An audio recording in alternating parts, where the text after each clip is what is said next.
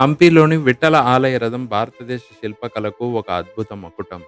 విజయనగర చక్రవర్తి కృష్ణదేవరాయలు 16వ శతాబ్దంలో దీనిని నిర్మించారు. ఈ మొత్తం రథాన్ని కేవలం రాళ్లతో మాత్రమే ఒక కళాఖండంగా మలిచారు. నిజానికి దీని చక్రాలు ఒకప్పుడు చుట్టూ తిరిగేలా రూపొందించబడ్డాయి. చక్రాల మధ్య ఉన్న ఇరుసు కూడా రాతితోనే తయారు చేయడం విశేషం.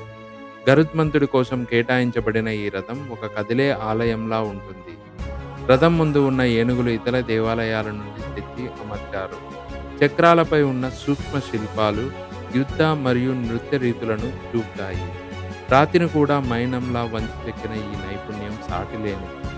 ఇది భారతీయ సామ్రాజ్య వైభవం మరియు ఇంజనీరింగ్కు గుర్తు. భారతీయ 50 రూపాయల నోటుపై ఈ రథం చిహ్నాన్ని మనం చూడవచ్చు. ఈ రాతి చక్రాలు ఎలా తిరిగేవో మీరు ఊహించ ఇలాంటి నాలెడ్జ్ బైట్స్ రెగ్యులర్గా కావాలంటే సబ్స్క్రైబ్ చేసుకోండి.